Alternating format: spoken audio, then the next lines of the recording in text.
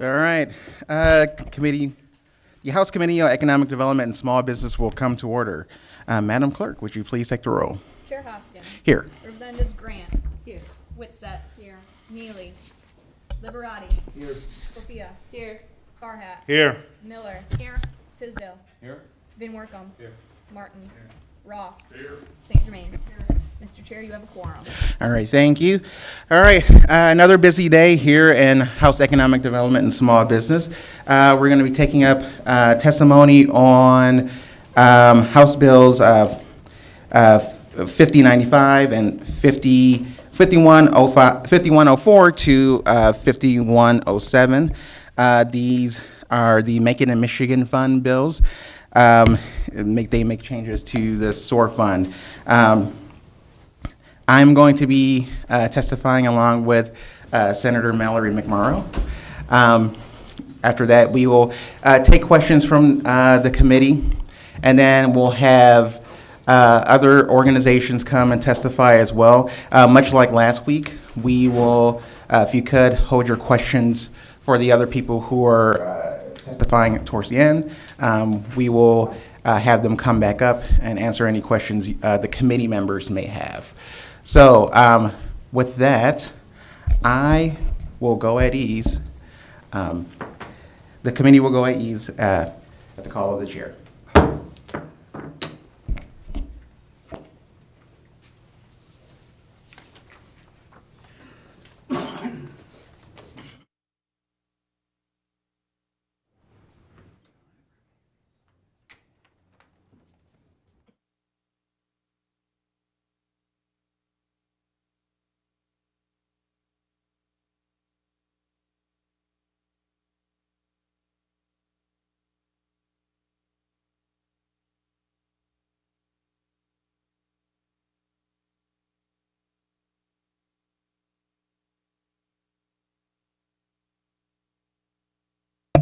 All right, the committee will come to order. Here to testify this morning, we have Representative Jason Hoskins, joined by his Senate sponsor, Senator Mallory McMorrow. The chair recognizes Rep. Hoskins and Senator McMorrow. Thank you for being here this morning. All right, thank you, Madam Chair, and thank you, members of the committee. I was going to say thank you for taking up this bill, but of course you didn't have a choice. So, how we got here. I kind of want to just give a quick overview of how we got to this point. When I first started in this role, I met with a number of stakeholders in the business community and in this space where we wanted to really make sure that Michigan was shining and making sure that Michigan could be one of the top 10 places in the country for business. And we heard a lot of things about what we can do to get to that level. And after talking with a number of stakeholders, there were certain things that really kind of shine through. One, that we need to do something with our permitting process, that we needed to make sure that we had sites that were ready to go if a business wanted to come to the state. And we wanted to make sure that we had a diverse set of targeted incentives that we can use to lure business here and thus attract talent. And so in this committee, in the last couple of weeks, we have certainly started that process with the incentive piece. Taking testimony on the Renaissance Zone modernization, as well as the R&D tax credit, which we're hoping that will be a tool that we can leverage to be able to attract and retain business here to the state. And with the legislation before us today, this legislation will create the new Make It in Michigan Fund. And part of the reason why we wanted to do this is because I know I heard, and I imagine Senator McMorrow also heard, that when we're talking about economic development here in the state, we wanted to make sure that we were taking a more holistic approach to it. Because when we think of economic development, it's not just the incentive piece. It's not just the tax credit piece. It is also everything that will help with making our economy stronger. That is childcare. That is transit. There is a reason why we have a housing subcommittee in this committee. It is because affordable and accessible housing is economic development.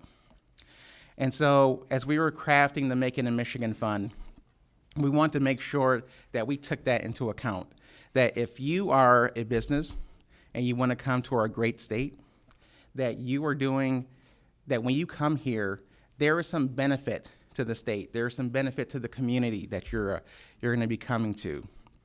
And so as we were going through and crafting this legislation, we want to make sure that there was enough funding to accomplish many of those things that we also believe are important to economic development. I know that we have, well, as we introduced this legislation, there were certainly a lot of people who had input, and I will say, just like with last week, with the R&D tax credit, we are certainly here and we welcome any input from stakeholders, because we know this is not just us here in the legislature. This is something that we want to make sure that we're doing right, that we are making sure that we are doing everything we can to make sure Michigan is the best in business in the country. With that being said, I'm going to turn it over to Senator McMorrow, because she has a presentation that she's going to show on the Make It in Michigan Fund. Senator? Thank you, Representative. Thank you, Chair Grant, members of the committee, for having us here today. And I want to build on a little bit of Representative Hoskins laid out to take you back to the creation of SOAR. So back in 2021, Ford announced a significant investment in Tennessee and Kentucky. And there was a swift reaction here in Lansing and frankly across the state with deep concern that Michigan was not even in the running. So SOAR was created in the wake of, frankly, this earthquake here in Lansing in an attempt to make Michigan more competitive, particularly related to these large-scale projects. However, what we've seen since the implementation of SOAR is a waning support for the fund and, frankly, some distrust of the fund from the legislature on both sides of the aisle. What we've seen, particularly in the Senate Appropriations Committee, is near unanimous opposition in votes from the Republican side of the aisle. And in the Democratic side of the aisle, we've seen a splintering of votes as well. We've heard from the business community loud and clear that consistency is key. Michigan has had an inconsistent approach to economic development historically across multiple administrations, across multiple parties. So the Make It in Michigan Fund legislation before you is an attempt to find that narrow lane to improve trust and experiences within the legislature to solve this issue of how do we keep this tool available, how do we ensure that we have some consistency in our approach. By hearing feedback from members of our legislature on both sides of the aisle. We've had a really good working relationship in the Senate and in the House throughout the year. So with that, I will walk you through the Make It in Michigan Fund with a presentation that we have before you. So we centered this legislation around a new North Star, as the representative mentioned, that economic development can no longer exist in a vacuum, that we have to center prosperity for all Michiganders. It's not about landing every project within the state of Michigan. It's about ensuring that we are thoughtful, strategic, and that we bring forward projects and opportunities that will deliver for prosperity for our residents.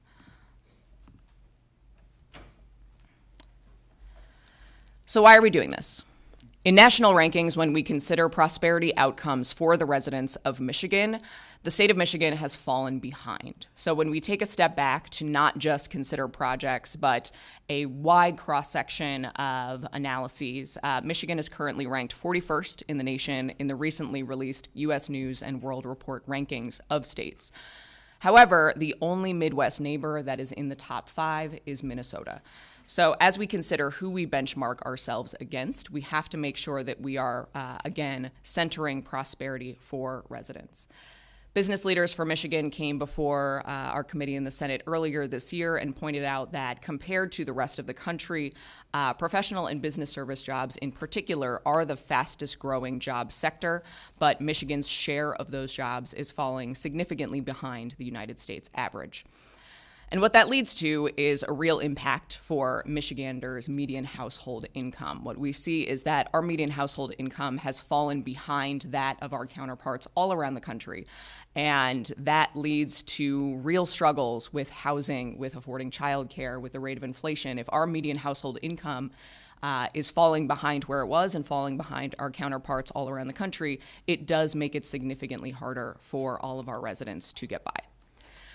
What we've seen consistently is that when the MEDC benchmarks Michigan against other states, we are typically benchmarked against some states within the Midwest as well as states in the South. And the rationale is because we are a manufacturing state.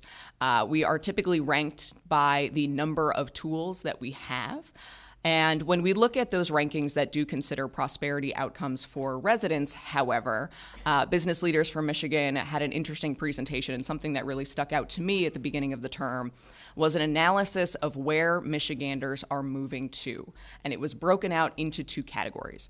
Michiganders who are leaving the state are either moving to states that are warm, which we could try to introduce as much legislation as we want. I don't think we will be able to change that reality, or to tech hubs. So that gives us a real kind of clear path forward on what we can do as a state to ensure that we are delivering for our residents.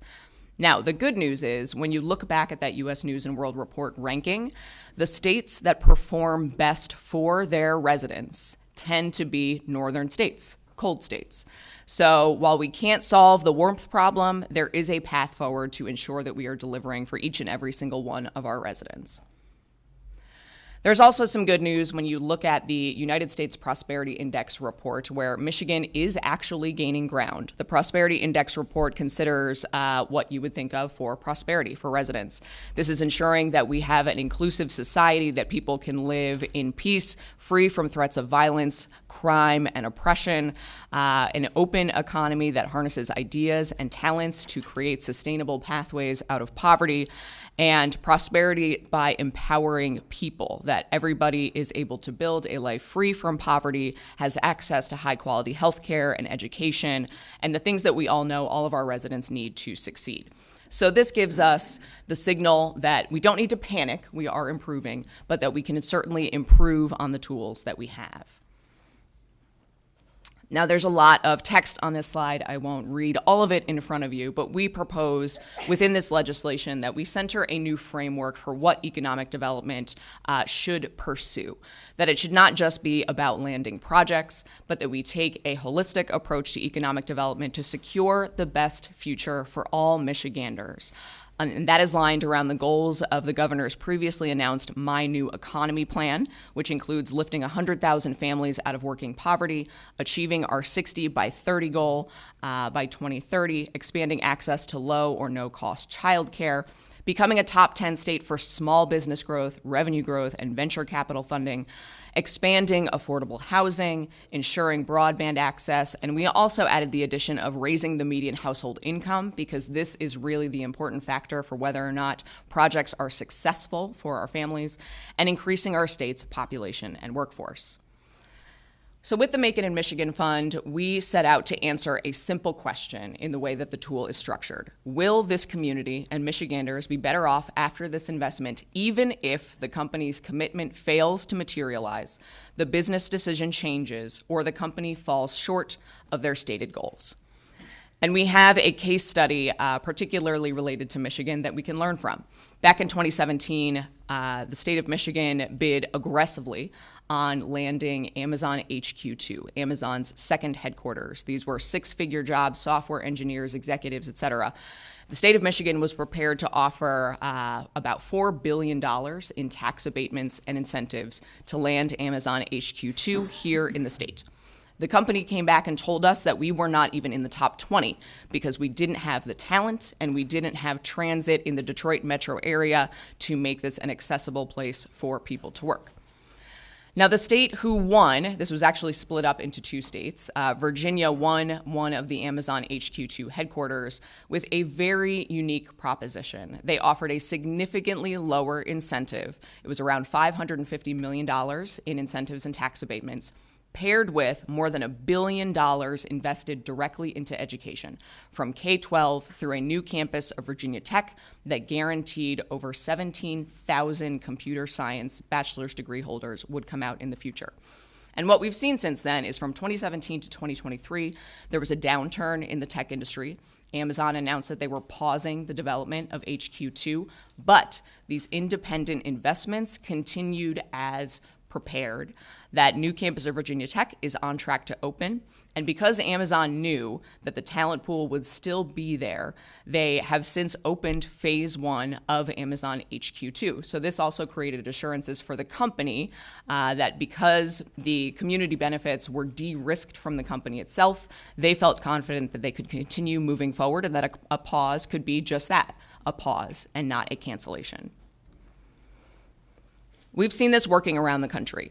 In Intel, Ohio, the winning bid included $25 million in workforce development. In Micron in New York, there was $25 million in community and education investments, including directly into Syracuse University's R&D program. And for Hyundai in Georgia, there was $100 million education investment in a new Quick Start training program. That was a state investment directly into creating the program itself, not requiring the company to execute on this workforce training program. So our proposed legislation reforms SOAR, does not completely repeal it, and utilizes the new Make It in Michigan Fund. So within the Make It in Michigan Fund, there are 3 subfunds. Right now under SOAR, there are 2 funds, the Critical Industry Program and the Strategic Site Readiness Fund. Our proposed legislation would add a 3rd called the Michigan 360 Fund, which would be these direct investments into the community aligned with the company's goals and the community's goals. This could be infrastructure improvements. It could be burying power lines if it's an area where there are consistent power outages. It could be childcare, community college programs, anything that the community says that they need aligned with the goals of the company to ensure joint success. This centers along with what we announced earlier this year on Mackinac with legislators and the governor for the more holistic approach to economic development that is inclusive of people, places, and projects. So, what is different between Michigan 360 and traditional community benefits agreements? Traditional community benefits agreements require the company to fulfill the obligation to the community, and this can lead to increased tensions between the company and the community if those obligations are not met. By creating an independent investment, this is a signal to the company that the state believes in this community and its people is going to invest in itself, and it de-risks that investment and improves outcomes between the company and the community itself. We've included more prescriptive criteria in Make It in Michigan. Now, something that I want to echo the representative is that we are still taking feedback. We understand that this is a work in progress. Our hope with the expanded criteria is that we are creating more opportunities, understanding that projects are very different and that every project is unique. So I want to thank so many of our stakeholders who have worked with us on this criteria list to get it right and to ensure that we are expanding opportunities across the state, not minimizing them. We also increase transparency and accountability. This is something that has been a source of tension within the legislature. So things that we have done differently in this legislation versus the current SOAR fund is that we require disclosure of any offers made prior to the offers being made. Now, how do we do that while still ensuring that proprietary information of the company remains proprietary? We propose expanding the Michigan Strategic Fund Board to include appointed members of the legislature, which would be at the appointment of the Senate Majority Leader and the Speaker of the House, who would each identify one standing committee within their respective chambers and appoint both the chair and the minority vice chair of that committee to serve as non-voting members of the Michigan Strategic Fund Board, which would give increased visibility to projects that are making their way through the pipeline and also provide a trusted source for the other members of the legislature to ask, does this align with the goals of the legislation, and should we feel confident in voting for it when it comes before the Appropriations Committee with a transfer request? We've also prohibited awards to companies not in good standing with the state. We want to ensure that companies with the most egregious violations when it comes to environmental or labor abuses are not awarded with incentives of taxpayer dollars, and we are working diligently to refine this language so that it is easy to use for companies and for the MEDC. We maintain the appropriations transfer process, and we have strengthened clawbacks in the legislation so that if a company does violate their agreement, those funds are returned to the general fund.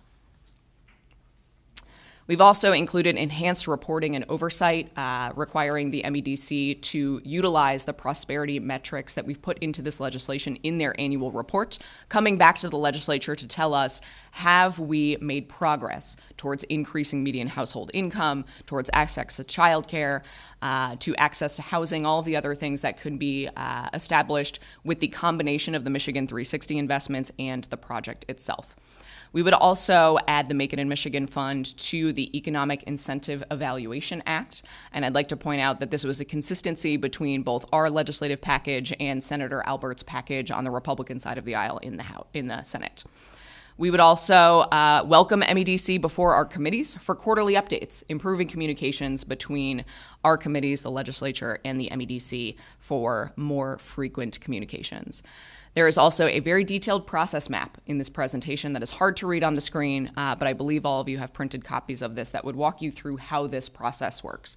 Something that I want to clarify is that we've had questions from companies. Would companies be required to identify the community investment? And the answer is no. We were very intentional to not create additional work for the companies. This is all in the state. So if a company were to come to the state and express an interest in doing business with Michigan, then the MEDC would get to work in creating a package like they always do, and work with the community that has been identified as an ideal siting location to come back with an offer that is inclusive of those Michigan 360 investments. This also brings the community as a partner in the process from day one.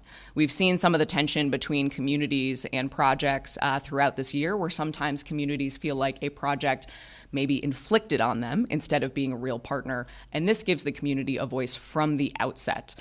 We've heard from some community leaders that say this could be a great opportunity to accelerate some things that we already have in our master plan, and ensure that the community is gaining in this process, not just in the jobs, but in those benefits and services to the community itself.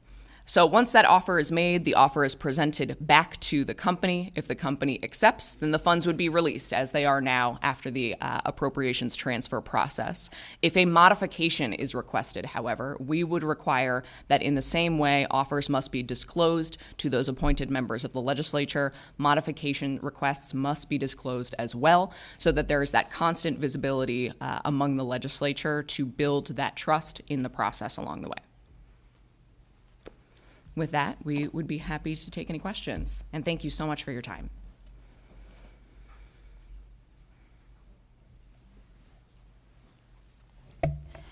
Thank you very much for your testimony. This process has not been a quick one. It has been very thoughtful. As you all stated, a lot of people coming to the table from industry, from legislature, and beyond. So thank you for this comprehensive work. I believe we have a question from Representative Farhat. Thank you, Chair Hoskins and Senator McMorrow. I just had a couple questions about the framing of some of how we came to where we are with some of these pieces, because I think it is important that we need to look at SOAR and look at what it needs to be and adapt with the changing climate in the state, in the interstate competition we have and the international competition we have for business. I'm glad that we put clawbacks in as a metric that we have. My first question, I have two, is I know states like Ohio would do either reimbursements or ask the state to, or the company, they make the investment or meet certain goals and they release funds accordingly. Is there a reason why we decided to stick with a clawback model instead of maybe looking at Ohio? That's the first one. Just I'm curious, again, and maybe this is a fluid thing, but is there a reason we went that way instead of maybe kind of how Ohio does it? And I'm not saying, and Ohio doesn't do many things that are good, I'll say that. So I love when people point to Ohio as our, like, yes, we should be guiding more like star. Ohio. So this does maintain some of that incremental investment, because if you look at the appropriations transfer process right now, SOAR funds are not released all at once. They require multiple votes to come before the Appropriations Committee to be released at various times. So we would anticipate that that would still be the case in this new legislation, so it would do both. We would include those clawback provisions, we would increase transparency with the appointed board members to the MSF, and still have, to your point with Ohio, not releasing all of the funds at once, but the kind of staggered appropriations transfer process. Sure. And then my second question, it has to do with site selection, right? So we state that under the subsection, MSF must also identify the best site for the program for both the community and the qualified business. I obviously think it's important to get input from the business and the community of where they want to go.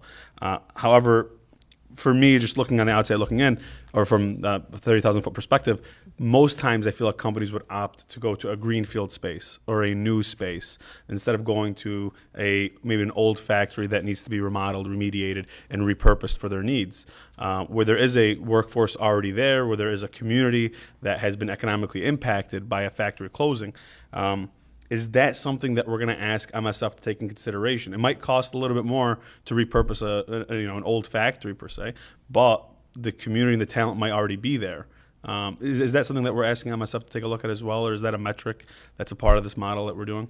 It absolutely is. So if you look at the list of criteria that we are now asking the MEDC and MSF to consider, it does include whether or not the cited location is in a traditionally disinvested in area or an area that has higher than state average unemployment. I believe you have Tim Bartik coming to testify in committee as well, who we have worked diligently with on building this package because we know that the return on investment for citing an incentive-based economic development project in an area where there is higher unemployment guarantees that these are actually new jobs that are being created, that either you're pulling somebody out of the workforce or, to your point, rehabilitating a site that may be otherwise overlooked. So that is listed in the criteria that we're asking the board to consider. Awesome. Thank you so much. Thank you, Chair. And I'll just add one thing too, because this is, again, as I kind of stated earlier, this is something that has been one of the things that has been cited most, both from the business community and as well as from many of the members of the legislature, is making sure that we are doing everything we can to rehabilitate those sites that you kind of mentioned that may not be greenfields, that are brownfields, and making sure we have the resources to do that. And it's something that we were thinking about as we were putting together this legislation. Thank you so much. Representative Roth. Thank you both for testifying. I find it interesting. I have a little bit of concern on the community interest part. So let's say a company wants to build in northern Michigan and it's all going to be younger people. And there's no place for the younger people to go. Is the community going to be allowed to use the funds to build a community center or a nightclub? I'm being silly a little bit, but I am a little bit concerned about that, not having more restrictions of what can be built in the community's interest to make this more attractive to a company. The other question I'll ask quick is there a dollar figure in each of the three buckets? Or could all of it go to bucket number 3 and not be seen in the other two? So we wanted to be as flexible as possible with the community investment piece, but it would require that there's alignment. You know, I think that when you look at the example of Amazon HQ2, if Virginia were to come back with, to your example, we want young people to work here, we're going to invest in a bunch of nightclubs, I can't imagine that Amazon would have selected Virginia. The investment in education was aligned with the company's goals. So our hope is that throughout the process, the company indicates, you know, what types of workers are we looking for? What is the skill set? What's the educational background? How many? If there is a particularly high likelihood that many of the employees may have childcare needs, that might pull that out as a need. But it really is that partnership of working together with the community, and you know, the community would want to do something that most of their residents are going to vote for them again for as well on your local municipal boards, your city council boards. So we anticipate that that is a process where there is a strong partnership. In the legislation, to your second question, we propose that a minimum of 20% of any offer made utilizing the 3 Make It in Michigan funds must be the Michigan 360 piece. That doesn't mean that the community investment couldn't be more than that. Again, I think the Virginia example shows that the incentive piece was actually the smallest piece of the offer. So we, again, wanted to be flexible, understanding that every project is different and has different needs. But we have heard, I will say, some concerns with particularly large projects that 20% may be quite a bit. So we are open to proposed amendments if there is a carve out for certain types of projects that may be larger, where 20% might be a significant amount of money. But I know in speaking to many of our members, that feels like the floor of a good place where you're actually going to make incremental change in a community. Thank you. Representative Van Werkum. Thank you, Madam Chair. Thank you both for your testimony. Still trying to wrap my head around this, as this was kind of recently approached, and obviously this is the committee process, so we can ask these questions. But looking through the bill here, there's several items here. There's references to the Justice 40 program, which I believe is an executive order, and those that follow national politics know that executive orders are as good as the next president that's in there. So I'm concerned about language referencing that. And then you talked about the SOAR program and kind of it's still in its infancy, but it's become political, and that's one of the reasons. What I'm seeing here is more of just kind of baking in some of these political things that we then have under the SOAR process the ability to talk about and negotiate and discuss. Here it just seems to be put directly in the bill, things like the Justice 40 program or the provision of honor a decision by its workers to form a union and will not to interfere in a unionization effort, which seems kind of duplicative to the National Relations Board and what the process already is of forming a union. So I think that lacks clarity, but then with the MSF having considered this, it's basically having the MSF pick winners and losers of which projects are going to be allowed and not, compared to the SOAR program, which allows for the debate. So I'm curious of why these things are placed directly in the bill that creates a whole new criteria, which probably make it more difficult for businesses to qualify or us to offer a package. And will it then eventually just cost taxpayers more to get these projects if, say, a union labor requirement is in there or a environmental justice requirement is in there? Thank you so much for your questions. And some of it, you're exactly right. I think some of the frustrations that we've heard from our colleagues on both sides of the aisle is that the only visibility right now that the legislature has in the SOAR process is the appropriations transfer step. And by the time we get to that moment, it's likely too late to have any influence. There have already been press releases, there's been a ribbon cutting. It's just an up or down yes vote, and to your point, it has become politicized. As we've seen a lot of these votes fall either directly on party lines or be splintered into just a narrow majority vote to approve funding that has frankly already been promised to a company because the offer has already made. So we have worked diligently to include criteria that should assure members that the types of projects that are getting into the pipeline to be considered align with a majority of members' priorities. The Justice 40 initiative that was referenced requires that a minimum of 40% of investments go to traditionally disadvantaged communities, to Representative Farhat's earlier point, that there's been some frustration that most of the SOAR projects that have been awarded are to greenfield spaces when we do have a significant number of brownfields, particularly as we transition away from internal combustion engine vehicles, that are going to be left dormant, that we're going to need to rehabilitate. So the hope is that this criteria is considered moving forward by having the 4 non-voting members on the Michigan Strategic Fund Board. There would be the ability for trusted members of the legislature from both sides of the aisle to be a part of that conversation from the beginning and to ensure that everything that moves through the pipeline is aligned. But on your question of if it makes it harder to do business in the state, again, we were very intentional not to require anything additional of the company. It is a list of criteria that we are asking the MEDC and the MSF to consider before making an offer. I'm just going to say we have to wrap this part up because we got a number of other people testifying. But I'll just echo what we've been saying. This is something that we are absolutely committed to working on with members of this committee as well as other members of the legislature. This is something that we think that we have an opportunity to make so much better. I will say that this is a tool, like many other tools, it's not going to solve all the problems, but we think that this is something that in Michigan we definitely need to make sure that we are still competitive and attractive to businesses around the country. So I will turn it back over to you, Madam Chair. Thank you, Chair. The committee will go ahead.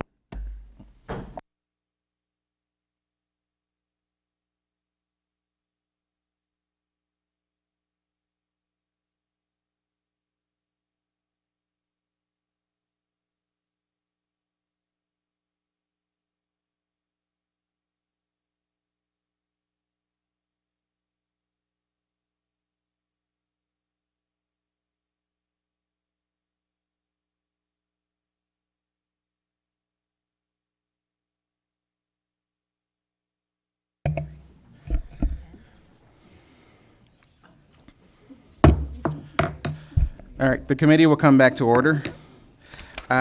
Next, we will have Timothy Bartik, senior economist from the Upjohn Institute. He is. There you go. Thank you for having me. Let me see if I can share my screen here. And as you're pulling that up, I will say that Mr.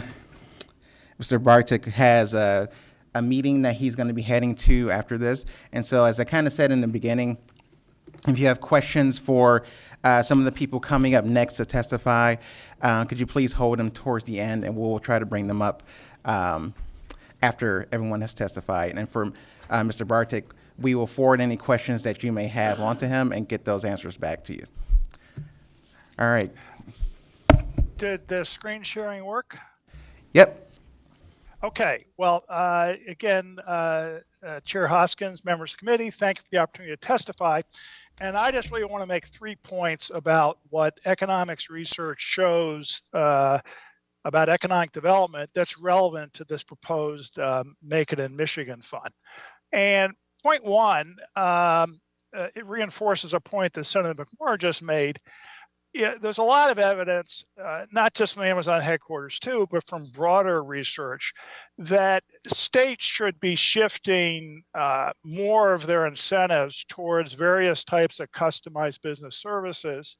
And while cash incentives can work, they tend to be expensive. So this particular chart shows that business tax incentives can work, but the cost per permanent job created is very high, about $500,000 once you allow for the fact that you're not tipping all location decisions. On the other hand, when you look at customized business services, things like infrastructure, things like customized job training provided by community colleges, business advice programs like manufacturing extension services or small business development centers, the cost per job created of these services is far less, 1/3 to 1/5 of the cost. Now, it doesn't mean you shouldn't have any cash incentives, but it does mean that, on the margin, we should be shifting more resources into these customized services and making sure those are adequate. Now, the Make It in Michigan Fund includes this reform to SOAR that requires that 20% of the funds at least go to this various types of infrastructure and services. In my view, that's a step in the right direction. I would go further in the long term. I think the state should be talking about providing such customized services, particularly in distressed areas of the state, without necessarily tying it to a specific large project.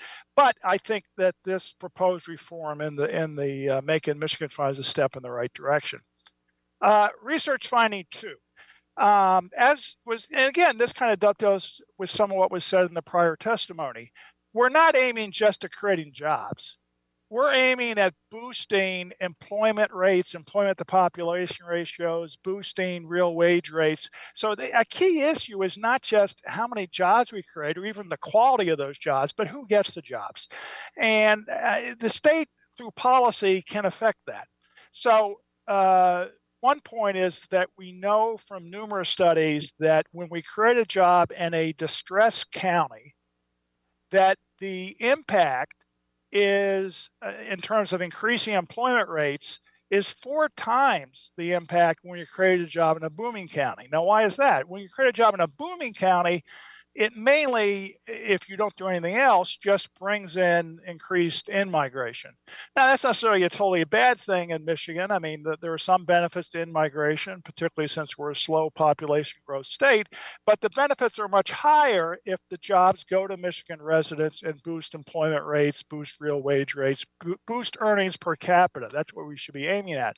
So we should be targeting distressed places in our economic development policies. Now, if we do have projects in booming places, it's not written in stone that very few jobs go to the unemployed and the non-employed in booming places. You can affect that through, for example, tying economic development programs very closely to workforce development programs that reach into the neighborhoods, help find people who are unemployed or underemployed, and facilitate them getting access to the jobs, not only through training, but through things like childcare, transportation help, job retention coaches, things like that. So we can affect this. So in the proposed legislation, there's language that calls on the state in making project decisions to target high unemployment areas. It was also mentioned the Justice 40 initiative.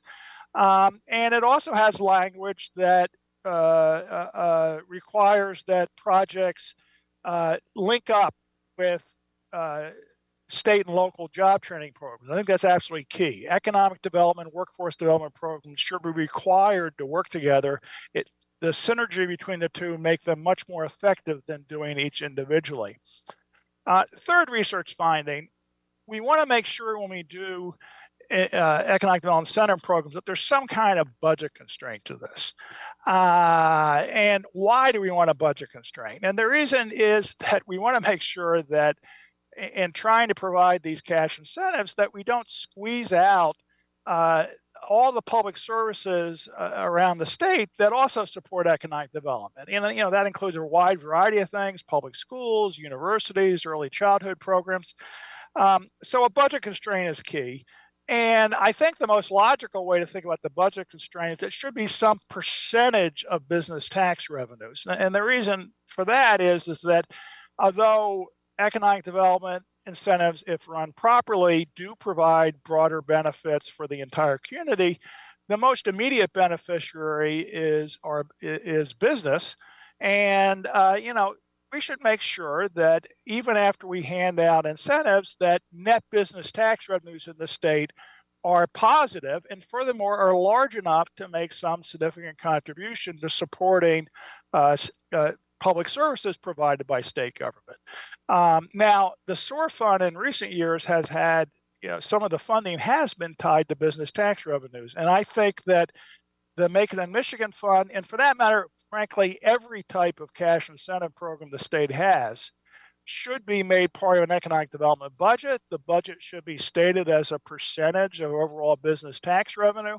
And, it's a matter of policy judgment exactly what that percentage should be. I don't think there's any, magic research finding about exactly what the percentage should be. But the concept that we want to have a balanced economic development strategy that has some incentives, but yet make sure that we have enough revenue left to run the public service we need is, I think, therefore it makes sense. So basically, to summarize, if you want to base your reforms to economic development of the state on research, customized services is something that the state should invest in more, and this 20% requirement in the proposal was a good start. We want to make sure we target the unemployed or underemployed. We can do that by targeting distressed places or by making sure that when we do economic development that we reach into the community and help get into the hiring queue people who need the jobs. And finally, we need to have some budget constraint to this. We can't simply allow these programs to grow without any constraint. They need to be subject to a definitive budget constraint that we stick to as a matter of policy. Thank you very much for hearing my testimony, and I know you have a lot of other witnesses. I'm easy to get hold of. I'd be happy to interact with any members of the committee via email or phone or any other way you want to get in touch with me. All right, thank you so much for your testimony, Mr. Bartik. All right, next we will have Quentin Messer, CEO of MEDC and President and Chair of the Michigan Strategic Fund. Thank you so much for joining us. I know you also have actually a strategic fund meeting coming up soon, so thank you for taking the time to come and testify. Thank you very much, Mr. Chair, and obviously members of the committee. Thank you for our continued answer to call to public service. I also want to thank the members of the Legislative Work Group for their time, leadership, and insights as you brought forth a package of legislation to make sure that economic development continues to grow and thrive in Michigan. Time will not permit me to discuss the totality of what the Michigan Economic Development Corporation does, include providing services to small businesses, provide talent solutions, including the Michigan EV Scholars Program, working with communities to revitalize their main streets, as well as provide mixed-use facilities. There's a lot that we do beyond incentives, but I will stick to the matter at hand. And I'm really grateful that we are together Upper and Lower Peninsula, West and Eastern Michigan, Republican and Democrat, addressing this important topic of economic development and economic development sustainability. What I think is important to note is that we are in a historic context. Let me give you maybe 3 data points for your consideration. First, there is federal industrial policy, whether it's the CHIPS Act, the Inflation Reduction Act, Inflation Jobs and Training Act, programs that have come out of departments of defense, commerce, and energy. Independent of what we may think about those programs, those are Michigan tax dollars that are going to Washington and being redeployed across all 50 states. I and my colleagues are duty-bound by you, the legislature, to make sure that we compete for as many of the Michigan tax dollars that are going and be redeployed across the nation as possible. That underscores the moment in which we're in. Whether it's the Inflation Reduction Act, the CHIPS Act, what it says is that the companies, and we have seen companies all across the world, have to invest in the U.S. What we're discussing are, will they decide Michigan relative to the other 49 states who are equally eligible to draw down those federal dollars? The second thing that I want to suggest is, as been discussed, this legislature has developed the Make It in Michigan Economic Development Framework, which incorporates the My New Economy Plan. But I want to make sure that we underscore the elements of it again. People, place, and projects. We have to attract and develop people. We have to revitalize and cultivate place. And we have to compete for and win projects. When we do that, when we continue to do that, not only will we grow prosperity for all Michiganders, but we'll also accelerate our population growth. We will continue to make the world know that the welcome mat for Michigan remains open. I want to say, as I conclude, because I know I'm subject to time, is that all of us can understand that an animating principle, Republican, Democrat, Upper and Lower Peninsula, is to make sure that we have more opportunities in state, in Michigan, more opportunities to see our dollars recycled in state, meaning more and more Michiganders can do business with each other, large companies, small companies, entrepreneurs, and employees. And we need to make sure that we can create more pathways to prosperity across both peninsulas. I would argue ensuring that we take advantage of this historic moment that's been triggered by federal industrial policy, by also the desire to bring home supply chains, by also companies expressing their desires to relocate. We make sure that we can respond to this historic moment. I will tell you, companies are taking notice. Every day, companies, big and small, are looking more seriously at Michigan in all parts of our state. We understand that there is continued work to do. We will acknowledge that, and we will continue to do so. But I think that what's critically important is that, and I thank you for this, that you continue to look at economic development policy seriously. I remain available to, and I know my colleagues subsequently, and I think there will be other opportunities, hopefully in the future, to make sure that we align on the fact base on how decision-making and your role in the decisions of how tax dollars are allocated can be fully fleshed out. Thank you very much, Mr. Chair, for your time and your consideration. All right, thank you so much. And Mr. Messer has to head out, but we'll have Josh Hunt, Kristen Armstrong, and Stacy Barman from MEDC to answer any questions at the end if committee members have them.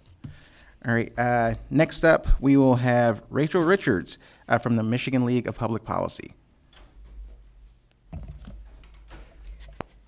Good morning, Chair Hoskins and members of the House Committee on Economic Development and Small Business. I am Rachel Richards. I'm the Fiscal Policy and Government Relations Director for the Michigan League for Public Policy. Thank you for giving me the time to testify this morning. I'll admit that it's not common for the League to be before you talking about economic development packages. In fact, we're quite often on the other side of the issue. So for us, childcare is economic development, education is economic development, strong, thriving, vibrant communities is economic development. And without these investments in our communities, the state will fail to attract and retain both workers and employers. However, if states are going to use economic development incentives, and Michigan currently does, we need to make sure that these programs are set up in a way that provide benefits to our communities and that they are effective at meeting their goals. So it's under this lens that we do support the package in front of you today. I want to hone in on the importance of a key portion of this package, and that's the portion that would require a bit of a carve out for the community in which the project is located. And data and conversations with our community partners continue to tell us that investment is needed, especially in workforce supports like childcare, affordable and accessible housing, and public transit. And without these investments, communities don't have the resources that they need in order to support these projects. One of the biggest challenges we continue to hear about is childcare. There are too few childcare facilities in the state, and too many of them are understaffed. Additionally, there are some communities that lack a childcare spot for infants and toddlers, and these are those that require the most amount of care of any age group. So the lack of care has a significant impact on our overall state economy. And a recent report details that we're losing an estimated $2.88 billion in economic activity due to the lack of affordable, accessible, and quality childcare. But we know disparities exist in education, childcare, health, and other community resources among zip codes. And we need to address the unique challenges and needs of our communities in order to create the environment where these projects are supported and can be successful. We recognize that this legislation will not solve the holistic needs of the state. There are holes in our state resources and within investments that were created after decades of disinvestment and years in which we didn't have enough revenues to meet current needs. And while no one tool will reverse these outcomes, we must start having a conversation around a comprehensive approach to addressing community needs, and this package ensures that economic development programs are part of that conversation. So thank you for your time, and I'll be available for questions afterward. All right, thank you so much, Ms. Richards. All right, next we are going to have Paul Krutko, President and CEO of Ann Arbor Spark.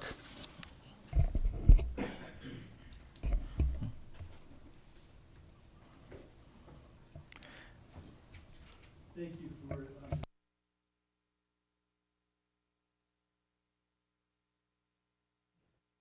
since 2005 has been a public-private economic development regional park serving Ann Arbor, Washtenaw County, and Livingston County since 2012. I'm here to speak on behalf of Spark in support of the legislative package. A word about Spark and what we bring to this conversation, what our experience is. Since 2011, we've facilitated 163 projects in the 2 counties, resulting in $1.6 billion of private sector investment and 32,000 jobs.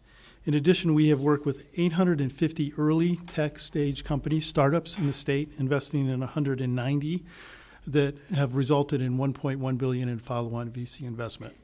That experience led our organization to be supportive of the investment championed by Governor Whitmer for the initial SOAR program concept because of the potential benefit for the entire state. But we recognize that that type of massive project would never be a fit appropriately for Washtenaw County. That's why I'm here to thank Chair Hoskins and Chairs McMorrow for listening to our concerns about SOAR and crafting this new legislative package responding to our belief that the sweet spot for technology-based regional economies like Ann Arbor and Grand Rapids is support for site development for much smaller sites that can have incredible new job yields and tax revenues. An example I want to share with you is the KLA project, which came to Ann Arbor with the support from the defunct Good Jobs for Michigan program.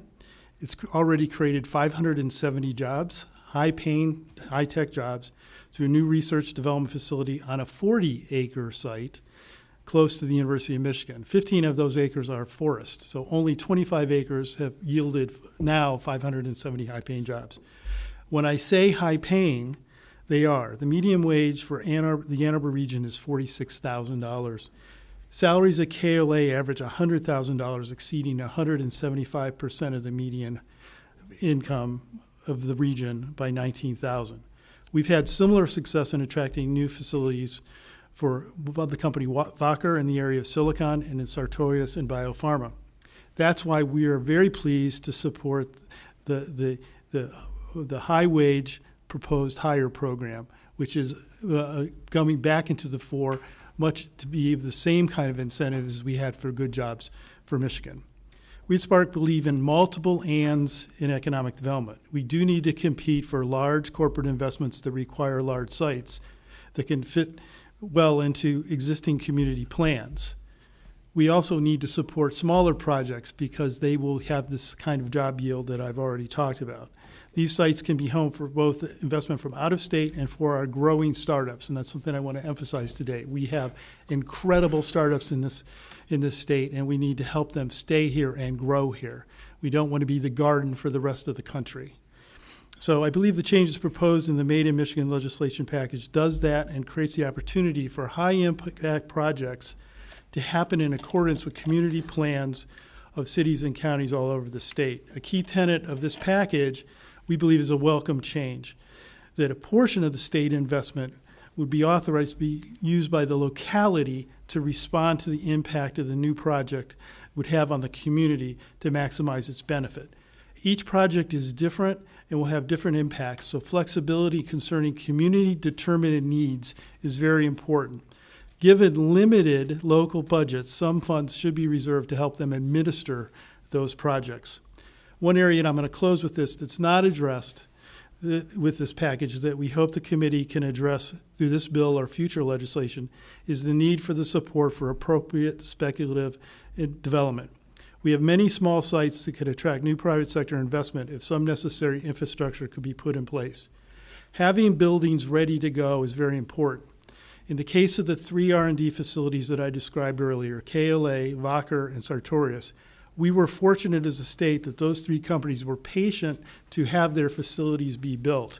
We've lost investments in the Ann Arbor region because we don't have speculative buildings online that a company can move into immediately, like the markets, as we saw on the slide, that Ann Arbor competes with: Austin, Atlanta, Denver as examples. One of our most successful startups, Duo Security, expanded in Austin rather than Ann Arbor because of the lack of suitable space to expand immediately. So again, thank you for inviting me to testify today, for the thoughtful work that this legislative package represents. All right, thank you, Mr. Krakow. All right, next we're going to have Jennifer Hayes from Invest Detroit. And please talk as fast as you can. So I'll just second our partner from Ann Arbor Spark. How does that sound? No, I'm just kidding. Actually, we do. We're very supportive of the work that Ann Arbor Spark is doing. They're a great partner of ours. Hi, thank you for having me. I'm Jennifer Hayes with Invest Detroit. We are a nonprofit mission-based lender that is a CDFI and a CDE. Really quickly, CDFIs are mission-based lenders that provide gap financing to underserved communities. We're one of about 50 in the state of Michigan. We provide loans in the city of Detroit. We also have a early stage startup fund that is statewide, so very supportive of early stage startups. We are a CDE, which means we also have the ability to apply for and accept new market tax credits, which we recently received an award that we're very excited about. We are dedicated to growing density, jobs, and building thriving communities in Detroit. We support that by lending to real estate projects, C&I projects, small businesses in the city of Detroit, and that is, in summary, why we're here today. We're excited to see the direction that the SOAR package is going. Our only ask is that you continue to think about a comprehensive set of tools that helps us address, sites in Detroit that we have. As many of you know, it's very expensive to rehab brownfield sites, and that is something we're really focused on in Detroit as part of our neighborhood strategy. So we ask that as you continue to move forward, thinking about tech jobs, thinking about rehab, there is a presentation at your seat that I'm not going to go over, but there's lots of background information on our work, some of our programs that we run in the city of Detroit, our Strategic Neighborhood Fund. We're working closely with the mayor on the Joan Lewis Greenway build and the economic opportunities around that. And the last couple of pages are just examples of a couple of things I want to highlight really quickly. One is the Solanas project that was here for the Jeep build. It gives you a sense of the magnitude of what it took to get that project built in Detroit and how expensive it was for the city and our partners to do that. The last is a former Fisher auto body plant that is now being rehabbed into a mixed-use project and what it takes to do something like that. So I won't go into details. Happy to answer more questions later, but thank you for the time and thank you for bringing this bill before the committee. All right, and thank you so much for your testimony. All right, next we are going to have Maureen Krause from the Detroit Regional Partnership on behalf of Economic Development Leaders of Michigan.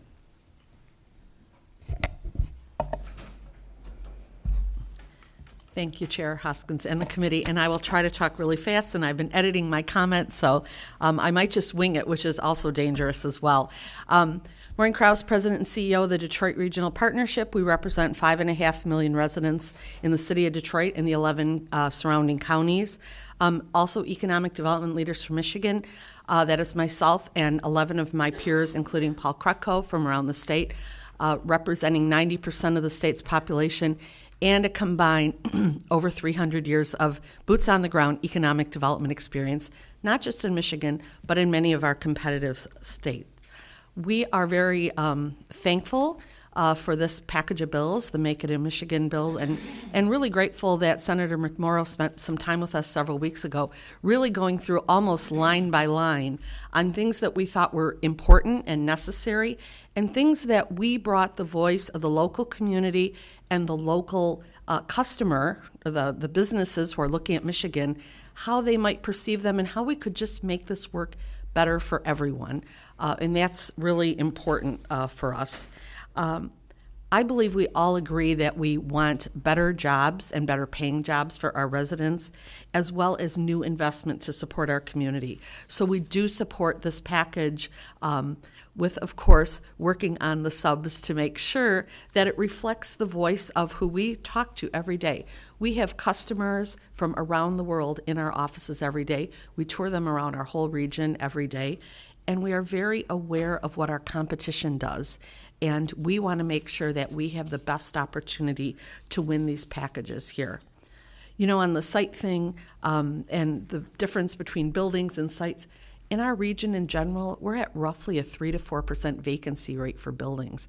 We wish we had more buildings to put projects in. In fact, we have a great shortage of those. So we've been very diligent the past several years and appreciate the support of SOAR and other funds to help us proactively look at ready-to-go real estate to serve the needs of our customers. We're going to continue to work on that so that we can ensure that when someone calls us, they're not thinking, oh, they're taking too long. There's too many obstacles. They don't have a place for us. We have amazing assets in the state when it comes to talent, our communities, and quality of life. They are things that are winning us deals right now. So we need to make sure that we have the appropriate tools that benefit not just the companies, but the communities and the residents of the state of Michigan. We're very committed to working with you, Chair Hoskins, and with Senator McMorrow to give our feedback and our comments. We want to make sure that the next company who comes in that wants to invest, whether it's one job or 500 jobs, our sweet spots in between that right now, that we have the right tools. Thank you so much. All right, thank you so much for your testimony. All right, next we are going to have Mike Johnston from the Michigan Manufacturers Association.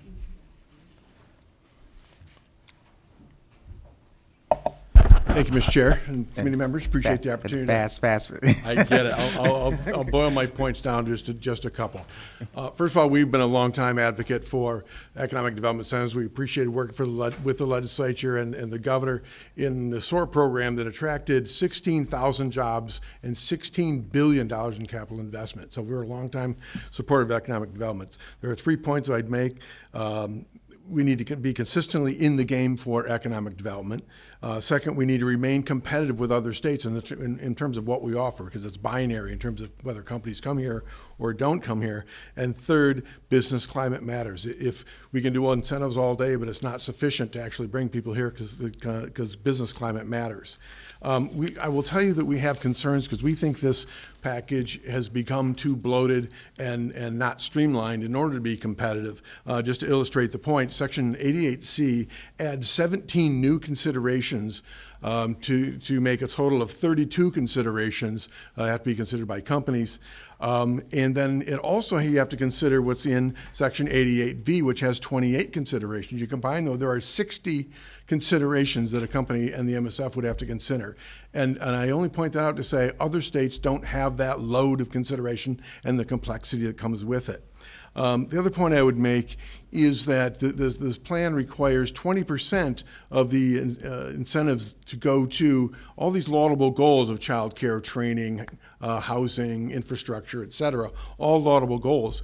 But if you take 20% of the incentives you would otherwise give to companies, it's by definition 20% less than other states are offering, including those states that are also offering childcare, housing, training, infrastructure, et cetera. So our point is essentially you need to do both, but to take from one reduces our competitiveness with other states and our ability to actually, in that binary situation, get a win, a yes or a no, to actually earn that investment. So I'll end my testimony there, just to say we really want to see a competitive proposal, but it needs to be streamlined dramatically in order to achieve the ultimate goal. All right, thank you so much for your testimony. We look forward to working with you to help with that streamlining. Thank you, Mr. Chair. All right, I have one more. All right, Brian O'Connell. You asked for 5 minutes, and we're going to see if we can get that down there yet. I'll do my best, Mr. Chairman. Thank you, Brian O'Connell with General Motors, State and Local Government Relations. Part of my job within General Motors is I travel the country and do economic investment incentives for General Motors for where we're going to place future investments and retain jobs and other investments. So in Michigan, we have 50,000 employees, 38 facilities, approximately 3,000 suppliers, and we spend tens of billions of dollars in Michigan just on those suppliers alone. So I want to start out by saying Michigan, in regards to economic development, is one of the leaders in the country. And there's 2 things that have happened recently where Michigan was not a leader. Michigan was falling behind for many years. 2 things happened. 1, the SOAR that was passed a couple years ago. And 2 is the leadership of Quentin Messer from MEDC. You also have a team at MEDC which I believe is probably the best in the country at what they do. These are true professionals. They are not political. They get caught up into some political debate. They are not political. These people are some of the best I've seen. Now, other states are going to claim they're going to be the best, but I will say that no matter what, Michigan's in the top 1 or 2 or 3. So I just want to put it that. So we have concerns about this bill. I'm not going to say we oppose this package, the economic, but we have concerns. We have facilities in Flint, 2 assembly plants in Lansing, Romulus, Wyoming, Pontiac. All will need future investments in the global transition of a year to come. We've looked at these bills. That's over 15,000 employees and hundreds of suppliers. We would be ineligible for any type of incentives and would not qualify under this, which means Michigan would be ineligible and jeopardize any investments that we have in any of those communities. I'll start out with a couple of quick concerns. I'll be brief on some of these things. We have really strong concerns regarding legislative involvement in serving on the Strategic Fund Board, even on as a non-voting member. We have NDAs in place. In order for us to invest in a state, we need NDAs in place and we need confidentiality regarding proprietary information. If there's not confidentiality and proprietary, we will not come in and have those discussions. And we do not see protections in place where if there is a member on that board that there's NDAs and confidentiality. If there are leaks in the process, it jeopardizes the project and we just simply walk away. There's also in there regarding it prohibits MSF from giving economic assistance unless it meets the state's economic justice and climate goals. I will state these goals and standards can be changed. It provides inconsistency in the process and really gives us great concerns. There's information in here that prohibits the MSF from distributing funds to a business if they have more than one unpaid fee from pollution or environmental contamination in Michigan or any other state that the company is under investigation. This would make us immediately ineligible for any project or investment. We are have environmental issues. We don't know how this could even be administered. Is this voluntary? If we have a facility where we have a assembly plant in Kansas and there's a spill of a gas tank, there's an immediate investigation and there's an investigation by that department. That means we're ineligible for any type of incentives. So that there's also information regarding clawbacks. This is just not clear, and we look at this, and as we sit right now, we would not be in good standing with the state of Michigan. I'll skip a couple projects, but I will talk about how there's language in here regarding downsizing or laying off of workers within 2 years of facilities, and layoffs and down weeks would make us completely ineligible. I have seen the sub-language. We are still in non-compliant.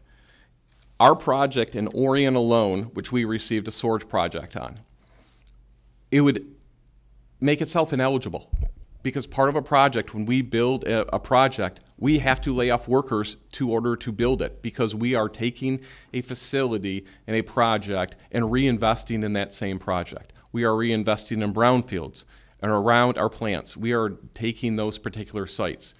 But when we do that, we have to lay off workers in order to rebuild these plants. Those layoffs and things automatically make us ineligible. I'll finish up with that. There's a couple other issues, but just want to let you know, these bills, although the intent of them, and I think was to have more projects, more diverse, these bills do not do that. There's complexity in here, and really we have concerns. We don't oppose these bills, but we ask that these bills be addressed and cleaned up so that we could be eligible in the future. All right, thank you, Mr. O'Connell, for your testimony. And like I told Mr. Johnson, we will be happy to work with you on these. All right, I'm going to read in some cards.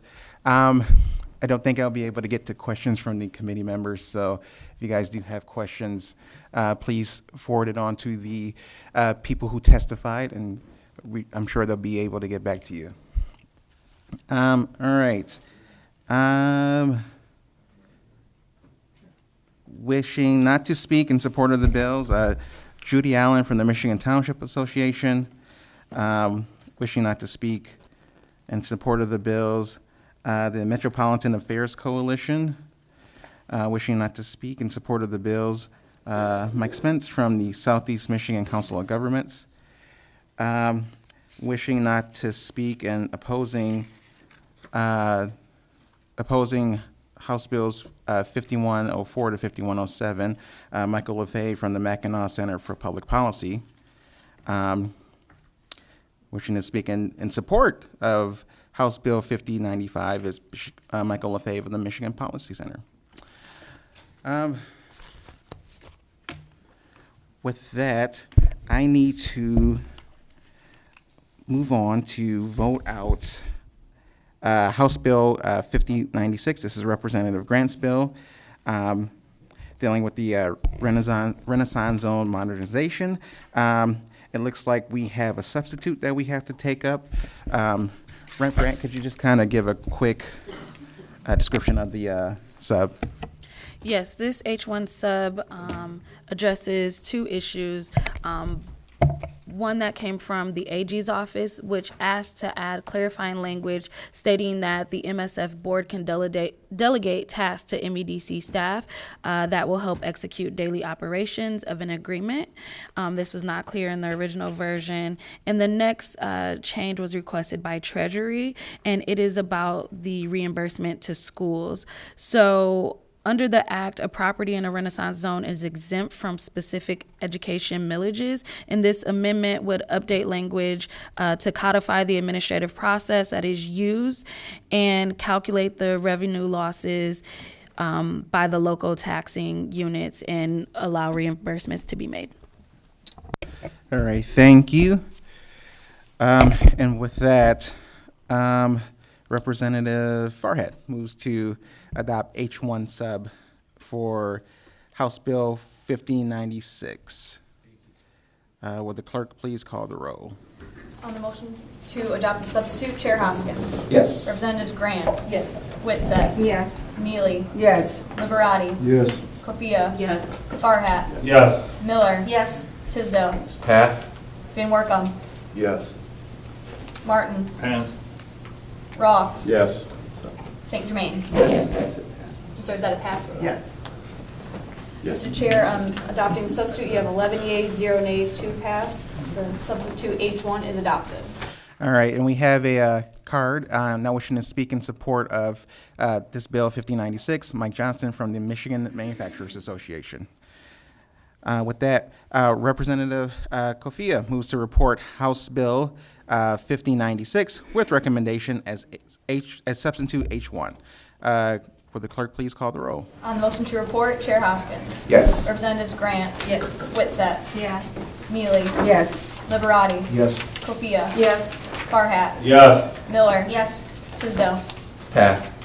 Van Workum. Pass. Martin. Pass. Roth. Pass. St. Germain. Pass. Mr. Chair, you have 8 yeas, 0 nays, 5 pass. House Bill 5096 is reported with recommendation as substitute H1. All right, Representative Neely moves to approve the minutes for the October 17th meeting. Without objection, so ordered. There aren't any absent members. All right, so here's what's about to happen next. So we are going to go at ease. We'll come back this afternoon during session where we will take up the R&D tax credit bills. So with that, the committee will go at ease at the call of the chair.